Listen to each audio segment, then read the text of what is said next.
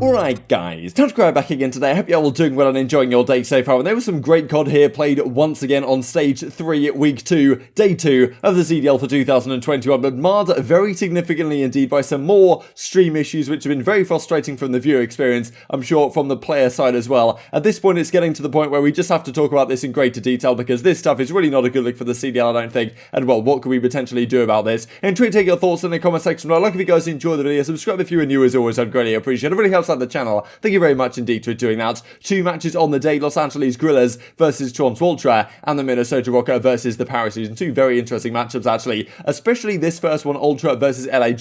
Definitely going to have to talk about a fair bit to do with these two teams because every single match right now in these stages is very important indeed, and this one certainly no exception. Game 1 was absolutely spectacular. Apocalypse Hardpoint played in both series today, which is pretty interesting to see given the fact that we know that Standoff is coming in relatively soon. We're pretty sure it's going to play for Hardpoint. We're pretty sure it's going to play for Surge. Control is a bit of a question mark, but of course you can't have 6 maps in the map set because of the way the vetoes work, so really it has to be 5. So well, what is Standoff going to replace? I was thinking it's probably going to replace Apocalypse, but we're actually seeing Apocalypse a fair bit as of late so far in Stage 3, having not really seen it at all in Stage 2. So who really knows what Standoff will replace when it comes in? Maybe it still will be Apocalypse, but this map was absolutely fantastic. I mean, Los Angeles Guerrillas went up pretty big in the second half of the second rotation, but that final P5 hill, Ultra held it down for pretty much an entire minute. I mean, LAG could do nothing about it. Ultra really clutched up, man, and this is like so impressive, right? Because LAG with this new team, they 3'd Paris Legion just last week, looked pretty impressive. They come up against the reigning champions in Ultra and have a great start to this map 1 Apocalypse, a map where they beat FaZe on. You guys might remember LAG versus FaZe when they had Vivid in the team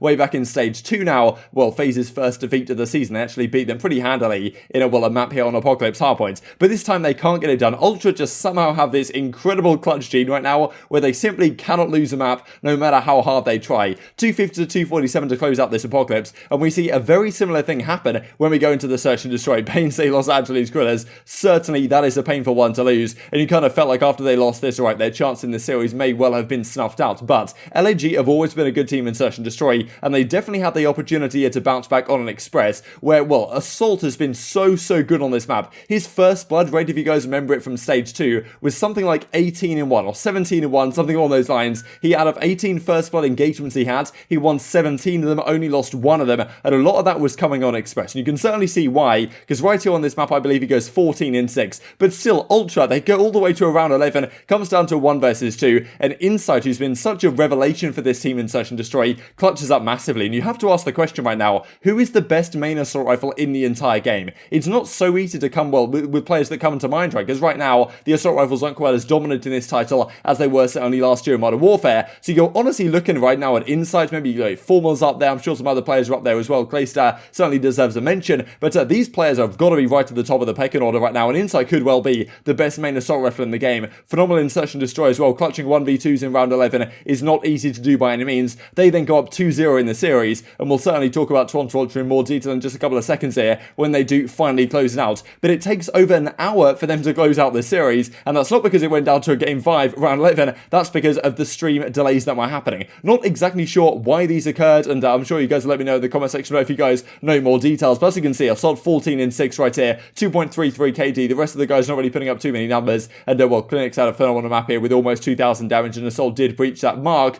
but well, not enough for them to close out the map this time around. And as round 11 stats says, LAG only got 3 first bloods in that game, but it still went all the way to around 11. So Toronto kind of throwing away some of the rounds, but still managing to get over the line when it mattered. And then we go into this kind of crazy breaks. They're bringing up some stats. I thought it was kind of interesting looking at the rookies so far, the statistics these guys are putting up so far this season. Certainly Standy deserves a mention as well. We'll talk about when we get to that Minnesota Rokkr series. But well, then it starts, right? So Los Angeles Guerrillas, first we go down 2-0, and now this. Stay tuned, as they like to build on stream last year.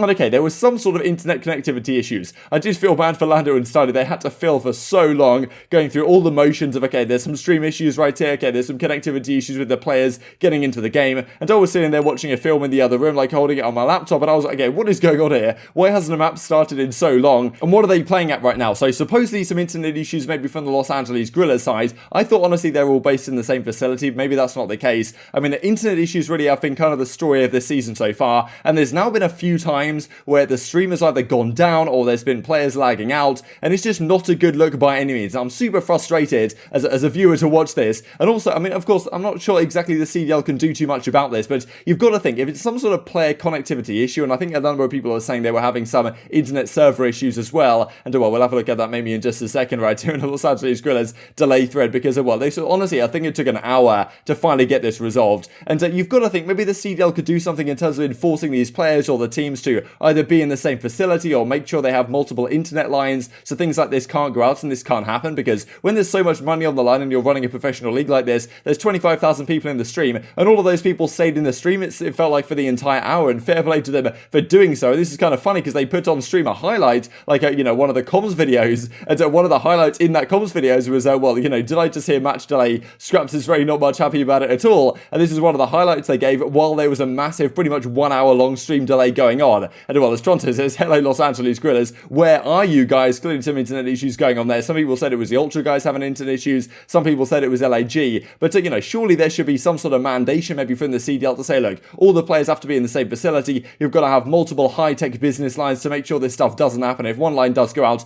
you can well whip on the other one, unless there's some sort of major outage which is going to affect the entire league. Because I was worried, like, when's this going to restart? How long is this going to take? Are they just going to keep the stream on forever? Is there any like cut-off time where they decide, all right, after like 1 hour, then unlucky lads, you just forfeit the map if you can't get into the lobby? Maybe that's something you have to try and institute, right, so something like this doesn't happen again. Very frustrating for viewers, very frustrating for, well, fans, and I'm sure the players as well, having to deal with this situation. Anyone with Spectrum having an outage says nameless at the times, maybe there was something going on there. And Diamond Con as well says got no power, might read a book. So some reason there seemed to be some sort of issues going on, well, more generally throughout the States. Few players were talking about it, and anyway, we do finally get back into the series, but a very frustrating one, and fair play to Toronto Ultra for keeping their, well, warmth really throughout this entirety, the hour delay. I'm sure you guys will let me know your thoughts in the comment section below, but Ultra just come out and absolutely dominate Gorillas here on the raid control. This is probably a map that I wouldn't have wanted to play if I was LAG against Toronto, because they are so good at raid control, but after the first few maps were very close indeed, Toronto just completely dominate them here on the final control of the series, and take the series in a 3-0 fashion, probably the longest one we have seen it, well, pretty much in Call of Duty history, I'm pretty sure. And looking at the stats real quick as well, we've got inside, I mean, honestly, green all across the board for the guys on the Ultra, very impressive series from them, and you do have to look at the other side for LAG, and despite the fact that they did, well, actually get very close in 2 of the maps, the stats really don't tell a pretty story for these guys, and you've got to wonder, right, okay, you're looking at Silly, yes, Silly and his aBeZy, of course, well, Silly's first series, pretty much in this new SMG role that they're trying out, with Chino now coming into the team instead of Vivid, and okay, Silly and aBeZy obviously not putting up the greatest numbers in those SMG roles, and you've got to think, like, you know, what if they had a greater, well, young, up-and-coming SMG talent on the bench who, well, can put a lot of pressure on the map, get a lot of kills, put a lot of engagement. Oh, you know, wait, they did have that player, and they dropped him to the bench, so maybe this will figure itself out in time, but it is kind of interesting looking at the stat lines and thinking,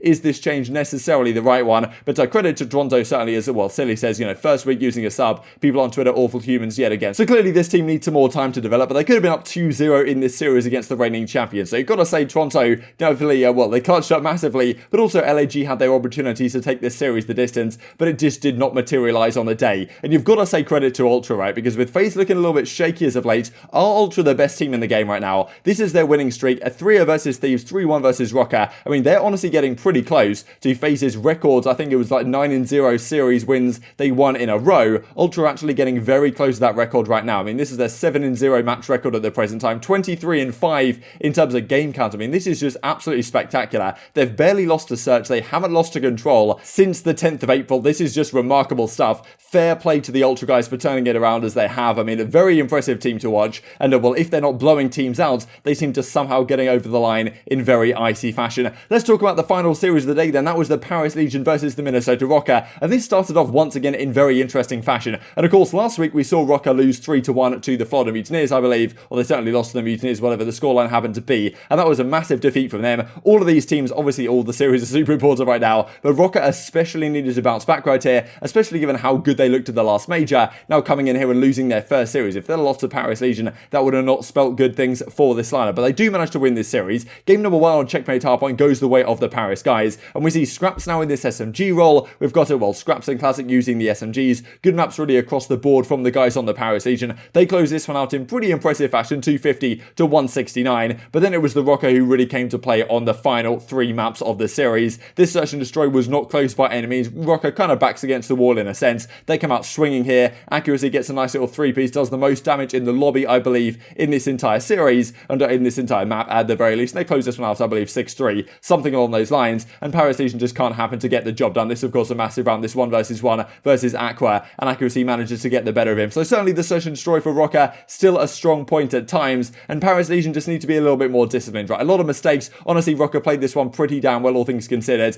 and Accuracy clutching up, as you can see on screen right there. And then we go into control, which was pretty marvelous from Standy. I mean, the defense is very comfortable from Rokkr. The offense that they won was absolutely spectacular. I mean, Standy went off. He got full streaks. He was not dying at all over towards the A points. Priestahh was picking up kills over at B. They were capping both points at the same time. That's exactly how you want to do it. Getting them in spawn traps when they got to the defense. 24 in 10 from Standy. And then the final map here on Apocalypse. Early on, it was a close fought affair, but then Rokkr ran away with it to win this map 250 to 151 in pretty impressive fashion. So Paris still not looking good. We thought when this team formed, a lot of teams when they have formed so far this season, they have had something of a honeymoon period. They've looked better for a period of time, then maybe they've fallen off over time, and so maybe we even could have seen that here a little bit with the Minnesota Rokkr, right? They look so good, then they come against Florida, don't have the greatest time. But Paris really haven't had a honeymoon period. They make this role change now with Scraps going to the SMG. We just haven't seen too much success from it, and it's pretty rare to see teams so far this season that make a change, and then they don't look good initially, and then like suddenly they come good at some point or another, right? And I was thinking maybe Paris have an opportunity with this change to actually become significantly better. Doesn't seem that way. They find themselves in a tough spot right now. Getting out of the bottom 4 in the league is going to be very tough indeed, and making it to that World Championship. A massive series win from the Minnesota Rokkr, keeping their hopes alive certainly of getting to top 3 in this group. And these are the final series standings from this particular series. Standy plus 11, Accuracy plus 8. I mean, green across the board from the guys. And despite a pretty solid map 1 from Classic, he cannot get the job done the rest of the series. So yeah, it doesn't really seem to be going too well for either of these squads right now. Paris in a tough spot. Los Angeles Guerrillas, of course, beat Paris not too long ago, just last week. But so what, we'll have to see how they bounce back from this difficult defeat that they had today. So I'm intrigued to hear your thoughts on all this stuff in the comment section below, especially exactly what the CDL could potentially do about these whole, well, issues that we keep having with the stream right now. A lot of issues that have happened as of late, especially players lagging out of games, and I'm just thinking maybe there's some sort of well, play they could make, or some sort of rule they could put in place to say, look, the teams have to have some sort of level of internet so this doesn't happen. Last week, the issues really were to do with the Warzone servers. Not too much you could do about that, but even then, you've got to think some contingency planning may well be required to actually make sure the stream isn't a complete disaster when new people come into the scene, try and watch a match, and then it's delayed for an entire hour, and they're like, yeah, what is this crap? Let me just get out of the stream ASAP, because I'm sure that happened to people today, and it's probably not something we can necessarily afford to do on a regular basis. But I hope you guys enjoyed the video. If you did enjoy it, I'd greatly appreciate a like on the video. It really helps out the YouTube algorithm. Like you enjoyed this content, other people like you may enjoy this content as well, and I've grown the competitive Call of Duty community. Thank you much as always, take care, and I will see you next time.